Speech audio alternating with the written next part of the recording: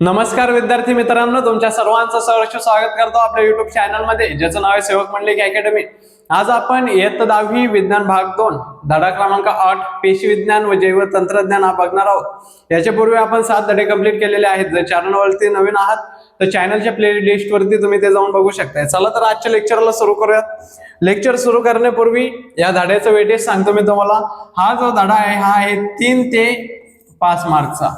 आला तर फिक्स 3 मार्कला येतो आणि ऑप्शन सहित 5 मार्कला येतो, पर्यायांसोबत 5 मार्कला येतो।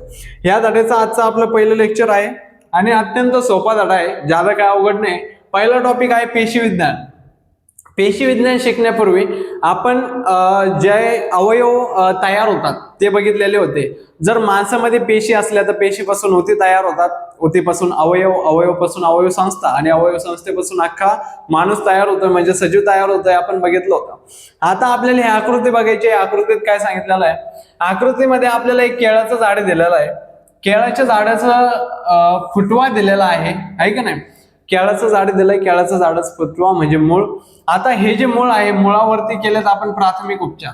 प्राथमिक उपचार म्हणजे तो काय आजारी नाही, पण त्याच्यापासून परत एकदा केळाचं जर झाड तयार करायचं तर पेशी विज्ञानाचा कसा उपयोग होतो हे आपल्याला बघायचं आहे।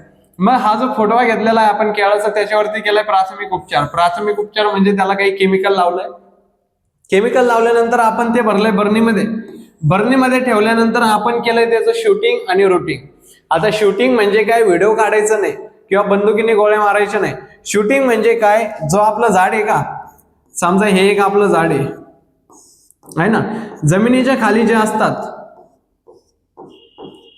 ओके, त्यांना म्हटलं जातं रूट म्हणजे मूळ, आणि जमिनीच्या वरच्या भागाला जे असतात इथून तर इथपर्यंत यांना म्हणतात शूट। म्हणजे आपण वरचा भाग पण तयार केलाय आणि खालचा भाग पण तयार केलाय, म्हणजे रूटिंग पण केलंय, शूटिंग पण तयार केलंय, म्हणजे आपण मूळ पण तयार केलंय आणि त्याच्या वरचा भाग पण तयार केलाय। त्याच्यानंतर आपण करतो प्राथमिक हार्डनिंग। प्राथमिक हार्डनिंग म्हणजे काय? जे झाड आहे, झाडाला जर आपल्याला या बर्नीतून बाहेर काढायचं तर हार्डनिंग करणं गरजेचं आहे। हार्डनिंग म्हणजे काय? आपण ते व्यवस्थित करतोय, आपण त्याला एका प्लॅस्टिकच्या पिशवीमध्ये किंवा एका कुंडीमध्ये ठेवतोय आणि कुंडीमध्ये ठेवल्यानंतर त्याची वेगवेगळे रोपटे तयार झाल्याने आपल्याला दिसत आहेत, बरोबर आहे का? आणि त्याच्यानंतर आपल्याला परत एकदा केळाचं झाड दिसतंय। पहिल्यांदा काय केलंय? केळाचं झाड घेतलंय, त्याचा फुटवा धरलाय, त्याच्यावरती केमिकल लावलंय काही, त्याच्यापासून नवीन सजीव तयार करण्यासाठी, नवीन झाड तयार करण्यासाठी। त्याच्यानंतर इथे बर्नेट ठेवलाय, त्याला आपण मुळं येऊ दिलेत किंवा मुळाचा वरचा पार्ट येऊ दिलाय। त्याच्यानंतर आपण केलं शूटिंग आणि रूटिंग, म्हणजेच मूळ किंवा मुळाचा वरचा भाग।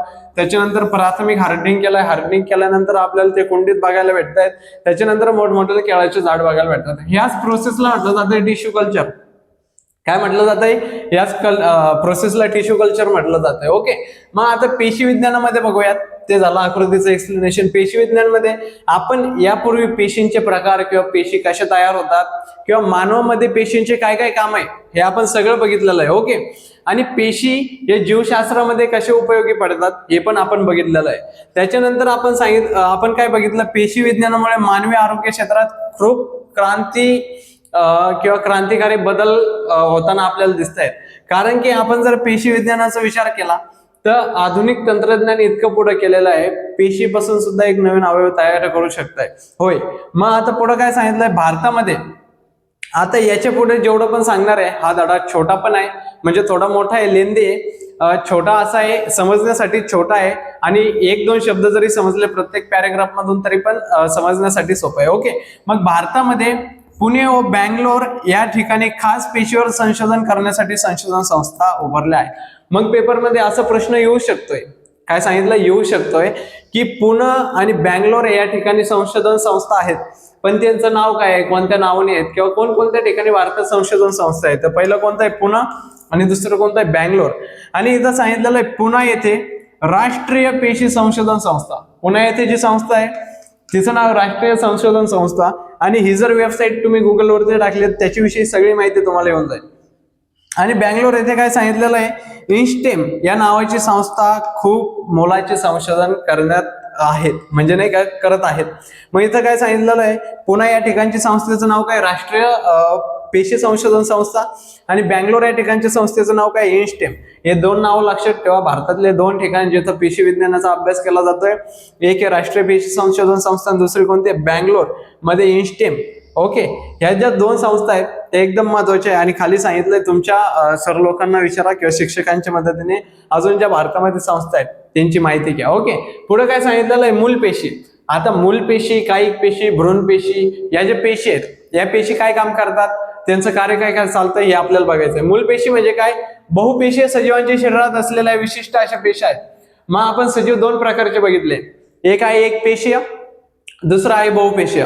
मग जे एक पेशीय सजीव आहेत, एक पेशीय सजीवामध्ये एका पेशीपासून दोन पेशी तयार होतात, पण त्या दोन पेशी ते वेगळा सजीव, हा वेगळा सजीव अशा तयार होतात. म्हणजे ते पण एक पेशीय सजीव तयार करतात. पण बहुपेशीय सजीवामध्ये काय सांगितलेलं आहे, एका पेशीपासून अनेक पेशी तयार होऊ शकतात. मग सजीवांच्या शरीरात असलेल्या विशिष्ट अशा पेशी आहेत. या पेशी बहुपेशीय सजीवांच्या शरीरातील इतर सर्व प्रकारच्या पेशींना जन्म देतात. मग आपण जर पेशींचा विचार केला तर पेशीपासून आपल्या तयार होतात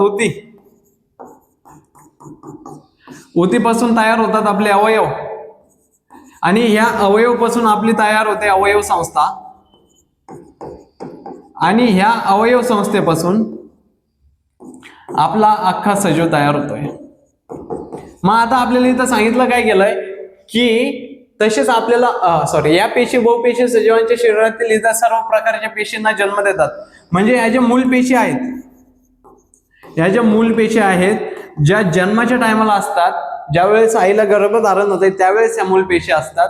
त्या मूलपेशी आपल्या शरीरामध्ये अनेक प्रकारच्या पेशी तयार करू शकतात. म्हणजे पेशीपासून त्या ऊती पण तयार करू शकतात, त्याच ऊतीपासून अवयव पण तयार करू शकतात, आणि त्याच अवयवापासून अवयव संस्था तयार होऊन अख्खा सजीव तयार होऊ शकतोय. पुढे काय सांगितलेलं आहे, ज्यावेळेस आपल्याला लागतंय, काहीही लागतंय, त्यावेळेस जखम भरून काढण्यासाठी या पेशींचा उपयोग होतो, आहे ना. याच पेशींचा महत्वपूर्ण वाटा असतो असं आपल्याला सांगितलेलं आहे. जर आपण मागील काही वर्गांचा अभ्यास केला तर वनस्पतीतील मूल पेशींचा अभ्यास केला होता. मग आतापर्यंत आपण जेवढ्या पण पेशींचा अभ्यास केलाय 9वी पर्यंत मूलपेशी मूलपेशी मूलपेशी. मग या ज्या मूलपेशींचा अभ्यास केलाय तो होता वनस्पतींच्या मूलपेशी. आणि आता आपण प्राण्यांच्या मूलपेशींचा अभ्यास करणार आहोत. विशेष करून फक्त प्राण्यांवरती फोकस केलेला आहे. आता इथं सांगितलंय स्त्रीयुग्मक आणि पुयुग्मक यांचे मिलन झाल्यानंतर, म्हणजे ज्यावेळेस पुरुष आणि स्त्री यांच्या युग्मकाचं मिलन झाल्यानंतर, म्हणजे पुरुष आणि स्त्रीमध्ये फलन झाल्यानंतर जे युग्मनज बनते त्यापासून पुढील सजीव बनतो. मग आपल्याला माहित आहे, जर आपल्याला काय म्हणतो आपण त्याला, जर रिप्रोडक्शन करायचं आहे का नाही, मग रिप्रोडक्शन करण्यासाठी आपल्याला काय लागतंय, पुयुग्मक स्त्रीयुग्मक ह्या दोघांचं युग्मनज बनतंय त्यांचं फलन झाल्यानंतर. आणि ते युग्मनज बनल्यानंतर त्याचाच पुढे काय होतोय, सजीव बनतोय. पुढे काय सांगितलंय, वाढीच्या अगदी सुरुवातीच्या काळात तो सजीव पेशींचा एक गोळा असतो. मग ज्यावेळेस आईच्या पोटात ते मूल असते त्यावेळेस तो एक पेशींचा गोळा असतो. त्याला डोळे नसतात, आकार नसतो. त्यातील सर्व पेशी जवळपास एकसारख्याच असतात. मग प्रत्येक जी पेशी आहे ती सगळ्या पेशी एकसारख्याच दिसतात सांगितलेलं आहे. या पेशींना मूलपेशी म्हणतात. मग मूलपेशी म्हणजे काय असं जर विचारलं तर मूलपेशी म्हणजे ज्यावेळेस मुलगा आईच्या पोटामध्ये गोळा असतो सगळ्या पेशी एकसारखे दिसतात त्याच पेशींना मूलपेशी म्हटलं जातंय. आणि त्याच पेशी पुढे जाऊन अनेक प्रकारच्या पेशी तयार करतात. ओके, पुढे काय सांगितलेलं आहे, पुढे याच पेशी शरीरातील कोणत्याही पेशींची वेगवेगळ्या ऊतींची निर्मिती करू शकतात किंवा विविध कामे करता येऊ शकतात. यालाच मूलपेशींची विभेदन म्हणतात. पण एकदा सजीव किंवा ऊती तयार झाल्या की त्यातील पेशी फार तर स्वतःसारखे इतर पेशी तयार करू शकतात. मग आता काय सांगितलंय, मूलपेशी आहेत, ज्यावेळेस आईच्या पोटात गोळा असतो त्यावेळेस मूलपेशी असतात. पण त्या मूलपेशीपासून एकदा का ऊती तयार झाल्या मग त्या ज्या ऊती आहे त्या ऊतीपासून त्यांच्यासारख्याच पेशी तयार होऊ शकतात, मूलपेशी तयार होऊ शकत नाही. पुढे सांगितलेलं आहे, शरीरातील सर्व भागात ही स्थिती असते, पण काही ठिकाणी या मूलपेशी बऱ्याच काळपर्यंत राहतात. मग काही ठिकाणी म्हणजे जो मुलगा असतो आईच्या पोटामध्ये भ्रूण असतो त्याच्या काही ठिकाणी मूलपेशी असतात, पण काही ठिकाणी भ्रूणावस्था असते म्हणजे वाढलेली अवस्था असते. पुढे सांगितलेलं आहे, आईच्या गर्भाशयात गर्भजन नाळीने जोडलेला असतो. नाळ म्हणजे प्लॅसेंटा म्हटलं जातं, त्याच्यापासूनच मुलाला अन्नाचा पुरवठा होतो. ओके, मग जोडलेला असतो, त्या नाळीमध्ये मूलपेशी असतात. मग शेवटपर्यंत जोपर्यंत मुलगा आईच्या पोटातून बाहेर येत नाही तोपर्यंत जी नाळ जोडलेली असते मुलाला, ते नाळ मूलपेशींनी जोडलेली असते असं सांगितलेलं आहे. भ्रूणाच्या कोर कपुटी अवस्थेतही मूलपेशी असतात. म्हणजे मुलगा ज्यावेळेस 3 ते 6 आठवड्याचा असतो याला ब्लास्टोसिट्स म्हटलेलं आहे, ब्लास्टोसाइट्स. या अवस्थेमध्ये सुद्धा मूलपेशी असतात. पूर्ण वाढ झालेल्या सजीवांच्या शरीरात रक्त असते, मज्जा, मेदउती व रक्त यात मूलपेशी असतात. मग कशा कशामध्ये मूलपेशी असतात सांगितलेलं आहे. ज्याची पूर्ण वाढ झालेली जो भ्रूण म्हणजे जे छोटं बाळ आहे त्याची पूर्ण वाढ झाल्यानंतर त्याच्या सुद्धा शरीरात रक्त, अस्थिमज्जा, रेड बोन मॅरो, मेदउती म्हणजे ऍडिपोस टिश्यू आणि रक्त यात मूलपेशी असतात. मूलपेशी म्हणजे सुरुवातीच्या काळात ज्या पण पेशी बनतात तयार होण्याच्या प्रक्रियेमध्ये त्याला मूलपेशी म्हटलं जात आहे. या मूलपेशींचा वापर करून वेगवेगळ्या उती तयार करणे तसेच एखाद्या अवयवाचा ऱ्हास पावलेला भाग पुन्हा निर्माण करणे आता शक्य झालं आहे. काय काय सांगितलं, या मूलपेशीचा उपयोग काय काय होतो, परत एकदा ऱ्हास पावलेले जे अवयव आहेत त्यांचा परत एकदा निर्माण करू शकते ही पेशी, यांनाच मूलपेशी म्हणलेलं आहे. ओके, पुढे काय सांगितलंय आपल्याला, मूलपेशीचं संशोधन. आधुनिकता आली का त्याच्यामध्ये काय होतं, पहिल्यांदा क्लोनिंग चालू होतं. क्लोनिंग म्हणजे काय, एखादा माणूस आहे त्याचं काहीतरी अंगठा बिगठा तुटलेला असेल तर त्याच्यामधून त्याचं जे कॅल्शियम असेल ते घ्यायचं, त्याच्यानंतर त्याच्यापासून आहे तसंच अंगठा तयार करायचा. पण आता काय सांगितलेलं आहे, मूलपेशींचं संशोधन आलंय, म्हणजे मूलपेशीपासूनच पुढे तयार केलं जात आहे. क्लोनिंग नंतर जैवतंत्रज्ञानातील पुढील क्रांतिकारी घटना म्हणजे मूलपेशी संशोधन होय. संपूर्ण वैद्यकशास्त्रात मूलगामी परिवर्तन घडवून आणण्याची क्षमता या तंत्रज्ञानात आहे. पूर्ण जे काय म्हणतो आपण त्याला वैद्यकीय शास्त्र, वैद्यकशास्त्र म्हणजे काय, डॉक्टरचं शास्त्र असतंय. त्याच्यामध्ये जर एखादी नवीन घटना घडून आणायची किंवा संपूर्ण मूलगामी परिवर्तन घडवून आणायचं तर या तंत्रज्ञानात आहे ती क्षमता. कोणतं आहे ते, मूलपेशी संशोधन. आता मूलपेशी संशोधनाचे दोन प्रकार आहे, एक आहे भ्रूणीय मूलपेशी आणि दुसरं कोणतं आहे, वयस्क मूलपेशी. आता भ्रूणीय मूलपेशी म्हणजे काय आणि वयस्क मूलपेशी म्हणजे काय. भ्रूणीय म्हणजे काय, ज्यावेळेस ते आईच्या पोटात असतंय त्यावेळेस त्याला भ्रूणीय म्हटलं जात आहे. वयस्क म्हणजे काय, ज्यावेळेस ते आईच्या पोटातून बाहेर येतंय, मोठं होत आहे, ज्यावेळेस मी मोठा आहे आता मला वयस्क मूलपेशी आहेत, म्हणजे नाही का माझ्या अंगात ज्या मूलपेशी आहेत 120 दिवसाला तयार होऊन नवीन येतात त्याला वयस्क मूलपेशी म्हटलं जात आहे. मग आता इथं सांगितलं आहे भ्रूणीय मूलपेशी पहिला टॉपिक आहे. फलनानंतर फलित अंड्याच्या विभाजनाला सुरुवात होते. आता फलन झाल्यानंतर स्त्रीयुग्मक पुयुग्मक तयार एकत्रित आल्यानंतर फलन झाल्यानंतर विभाजनाला सुरुवात होऊन कशात रूपांतर होत आहे, भ्रूणात. आणि भ्रूणामध्ये काय असतंय, पुन्हा विभेदन होऊन गर्भधारणेनंतर 14व्या दिवसापासून पेशीच्या विशेषीकरणाला सुरुवात होते. मग ज्यावेळेस गर्भधारण होत आहे त्याच्या 14व्या दिवसापर्यंत तोपर्यंत विशेषीकरणाला सुरुवात होते, म्हणजे त्याचे मूलपेशी आहेत त्याचं वेगवेगळं रूपांतर केलं जात आहे. या विशेषीकरणामुळे अस्थिपेशी, यकृत पेशी, चेतापेशी, निरनिराळ्या अवयवांच्या पेशी तयार होतात. आता काय काय सांगितलेलं आहे, याच विशेषीकरणामुळे अस्थिपेशी, यकृत पेशी, चेतापेशी, निरनिराळ्या अवयवांच्या पेशी तयार होतात. मग वेगवेगळे अवयव आहे त्यांचे वेगवेगळे पेशी तयार होतात. आणि पुढे काय सांगितलेलं आहे, आपल्या शरीरामध्ये टोटल 220 प्रकारच्या पेशी आहेत. किती प्रकारचे आहे, 220 प्रकारच्या पेशी आहे. आणि पुढं असं सांगितलेलं आहे की एकाच प्रकारच्या पेशीपासून म्हणजेच भ्रूणातील मूलपेशींपासून जन्म घेतात. म्हणजेच मूलपेशी या अविभेदित प्राथमिक स्वरूपाच्या आणि स्वतःची पुनरावृत्ती करण्याची क्षमता असलेल्या असतात व सर्व मानवी पेशींच्या पालक पेशी असतात.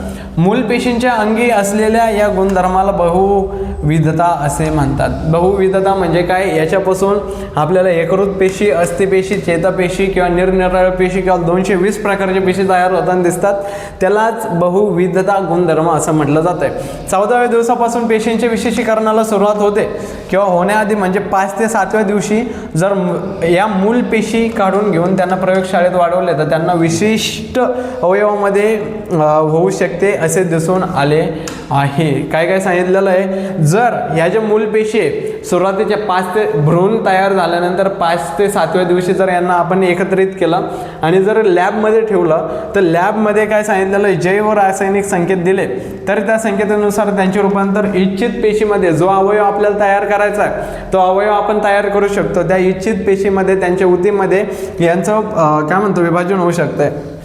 त्याच्यानंतर वयस्क मूलपेशी, प्रौढ मूलपेशी, विकसित व्यक्तीच्या शरीरातूनही मूलपेशी मिळवता येतात आणि वयस्कांच्या शरीरातून मूलपेशी मिळवण्याचे 3 प्रमुख स्रोत आहेत. काय सांगितलं आहे, जे वयस्क माणसं आहे, वयस्क म्हणजे म्हातारे माणसं नाही तर आपण जे मोठे झालेलो आहोत ते माणसं सांगितलेलं आहे. वयस्क मूलपेशींचे 3 प्रकार आहेत, आहे का नाही.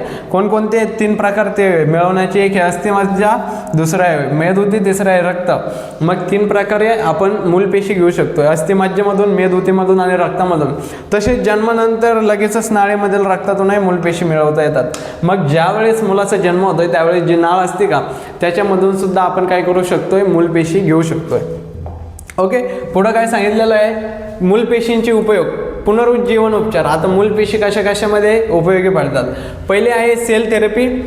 सेल थेरपीमध्ये काय सांगितलेलं आहे, मधुमेह असो किंवा हृदयविकाराचा झटका असो किंवा अल्झायमरचा आजार असो किंवा कंपवात असो म्हणजे पार्किन्सनचा आजार इत्यादीमुळे निकामी झालेले होते बदलण्यासाठी मूलपेशींचा वापर केला जातो. म्हणजे कुणालाही काही असो, हृदयविकाराचा झटका आलेला असो किंवा मधुमेह किंवा शुगर असो किंवा अल्झायमरचा आजार असो किंवा कंपवात असो, तर त्यांच्यामध्ये मूलपेशी टाकून परत एकदा वापर करून त्यांना म्हणजे जगवलं जाऊ शकतंय. त्यांच्यामध्ये परत एकदा नवीन होते तयार केल्या जाऊ शकतात.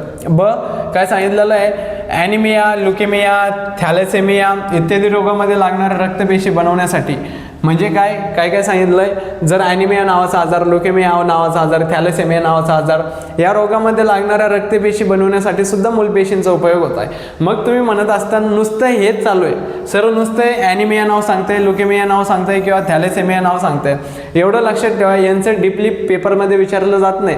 तुम्ही जर 11वी 12वीला आले तर यांचं डीपली विचारलं जात आहे, म्हणजे यांचा अर्थ काय होतोय, मिनिंग काय होतोय हे विचारलं जातं. याच्यामध्ये फक्त नाव लक्षात ठेवायच्यात. पुढं काय सांगितलेलं आहे, अवयव रोपणामध्ये सुद्धा मूलपेशींचा उपयोग होत आहे. यकृत, किडनी यासारखे अवयव निकामी झाल्यास मूलपेशींपासून ते अवयव बनवून त्यांचे रोपण करता येते. मग काय सांगितलेलं आहे, जर आपलं यकृत, लिव्हर किंवा किडनी हे जर निकामी झाले तर ते आपण परत एकदा मूलपेशींच्या द्वारे तयार करू शकतोय आणि त्यांचं रोपण सुद्धा करू शकतोय. पुढं काय सांगितलेलं आहे आपल्याला, अवयव प्रत्यारोपण. आता अवयव प्रत्यारोपणमध्ये एवढं वाचण्याची गरज नाही. अनेकांमध्ये अनेक सजीव, पूर्ण सजीव कोणताच नाही, पूर्ण म्हणजे काय प्रत्येकाला कोणता ना कोणता आजार आहेच. मग अवयव प्रत्यारोपण केलं जात आहे म्हणजे कोणते ना कोणते अवयव प्रत्यारोपण केलं जात आहे. मग याच्यामधून आपल्याला एवढंच लक्षात ठेवायचं आहे, कोणकोणते प्रकारचे अवयव प्रत्यारोपण केले जाऊ शकतात. माणसाला जर किडनी 2 आहेत तर माणूस एका किडनीवरती जिवंत राहू शकतोय का, किंवा लिव्हर जर 50% ते 70% डॅमेज झालं तर परत एकदा माणसाला लिव्हर तयार होऊ शकतंय का, किंवा आपलं जे यकृत आहे तेच लिव्हरचंच सांगितलं. अजून काय सांगितलंय, किंवा हाड किंवा अस्थि आहे ते परत एकदा तयार होऊ शकतात का. तर आपल्याला बघायचं हे कोणकोणते अवयव जे प्रत्यारोपण होऊ शकतात. पहिला आहे मेंदू. मेंदू मूलपेशींद्वारे तयार होऊन परत एकदा त्याचं काय म्हणतो अवयव प्रत्यारोपण होऊ शकतंय. पण नवीन मेंदू टाकावा लागेल माणसाला. ज्यावेळेस माणूस मरतो का त्यावेळेस पूर्ण काम हे होतं आहे. पूर्ण मेंदू टाकायचं म्हणजे थोडा जो पार्ट आहे का त्याला आपण काय म्हणू शकतो, ह्या ज्या चेतापेशी आहेत का, ह्या चेतापेशी मेंदूमध्ये आपण तयार करू शकतोय. ह्या मूलपेशीपासून तयार होतात. मूलपेशीपासून अजून आतडी पण तयार होतात. ह्या ज्या सेल दिलेले आहे का आजूमधला पार्ट, ह्याच्यापासून आतडी तयार होतात. त्याच्यानंतर याच्यापासून यकृत तयार होत आहे आणि याच्यापासून हृदय तयार होत आहे. याच्यापासून काय हाड आणि अस्थि तयार होतात. एवढे अवयव आपण प्रत्यारोपण करू शकतो, म्हणजे परत एकदा त्याचं रोपण करू शकतो. शरीरामध्ये जर हृदय बंद पडलंय तर परत एकदा ते हृदय चालू करण्याची प्रोसेस सुद्धा होऊ शकते. काय काय सांगितलेलं आहे, मेंदूमध्ये चेतापेशी आहे, हाड असते, हृदय, यकृत किंवा आतडी हे 4 ते 5 प्रकारचे अवयव प्रत्यारोपण करून माणसाला जीवनदान देऊ शकतो आपण. ओके. पुढे काय सांगितलेलं आहे, मूलपेशी व मूलपेशींचे उपचार. आता मूलपेशीचे उपचार कसे, मूलपेशी स्वतःच्या प्रतिकृतीची मूलपेशी बनवू शकतात. जर मूलपेशी एकदा कांगात टाकले तर त्याच्यापासून परत एकदा प्रतिकृती बनवू शकतात. आणि त्याच्यानंतर काय सांगितलेलं आहे, पेशींचे इतर प्रकारात रूपांतरित होऊ शकतात. मग आता मूलपेशी कशासाठी वापरल्या आपण, समजा मेंदूसाठी वापरल्या तर ह्या ज्या मूलपेशी त्या काय चेतापेशी तयार करून काय मेंदूमध्ये काम करू शकतात. ह्या जर मूलपेशी घेतल्या यकृतमध्ये टाकल्या तर यकृतपासून परत एकदा यकृत सुरू होऊ शकतं. ओके. मग मूलपेशींचे उपचार म्हणजे नाही का फायदे आहेत. इथं काय सांगितलं, इतर अवयव मात्र जिवंत असताना दान करता येत नाही. आता हे जे अवयव हे जिवंत असताना दान करता येऊ शकतात. कोणतं सांगितलेलं आहे, अवयव प्रत्यारोपणासाठी अवयव दाता उपलब्ध होणे खूप गरजेचे असते. पहिल्यांदा जर अवयव प्रत्यारोपण करायचं आहे तर अवयव दाता, जर समजा माझी किडनी गेली तर एखादा कोणतरी मी तयार करून ठेवला पाहिजे ज्याने मला किडनी दिली पाहिजे, म्हणजे अवयव दाता पाहिजे. प्रत्येक व्यक्तीला किडनीची एक जोडी असते. एका किडनीच्या मदतीने शरीरात उत्सर्जनाचे काम चालू शकत असल्याने दुसरी किडनी दान करता येते. मग काय सांगितलेलं आहे, 2 किडनीच्या ऐवजी माणूस एका किडनीवरती पण जिवंत राहू शकतो, पण काही ठराविक काळासाठी, प्रत्येक वेळेस असं चालणार नाही. पुढं काय सांगितलेलं आहे, अवयव प्रत्यारोपणावेळी दाता व गरजवंत यांचा रक्तगट, रोग, व्याधी, वय इत्यादी अनेक बाबी लक्षात घ्यावं लागतात. मग जो अवयव दाता आहे मला देणारे किडनी त्याचं माझं ब्लड ग्रुप काय म्हणतात मॅच होत आहे का, त्याच्यानंतर आपण काय म्हणतो त्याला त्याचे जे रोग आहेत म्हणजे मला कोणता रोग असू द्या किंवा त्याला कोणता रोग असू द्या दोघांचे रोग मॅच होतात का, किंवा समजा मला शुगर आहे त्याला पण शुगर पाहिजे असं मॅच होत आहे का, किंवा त्यांचे रक्तगट किंवा त्यांची व्याधी किंवा वय पण मॅच होणं गरजेचं आहे. ओके. इतकं मॅच होत आहे का हे लक्षात बघायचं आपल्याला, घ्यायचं आहे. त्याच्यानंतर जिवंत असताना कोणीही दान करू शकत नाही. काही काही अवयव असे जे जिवंत असताना दान करू शकत नाही. कोणते? यकृत, हृदय, नेत्रे यासारख्या अवयवांचे दान मरणोत्तरच करता येते. ते मरणोत्तर दानाला काय म्हटलं जातं आहे? देहदान म्हटलं जातं आहे. अख्खं देह देऊन टाकायचा आहे का नाही. मग पुढं काय सांगितलेलं आहे आपल्याला बघूयात. 2 स्लाईड राहिलेत आपल्या. अवयवदान व देहदान. आता याच्यामध्ये मी जादा काय सांगणार नाही, कारण की हे सोपं आहे. अवयवदान करणे म्हणजे काय? कोणताही अवयव निकामी झाला तर अवयवदान करता येऊ शकते. ओके. आणि देहदान म्हणजे काय?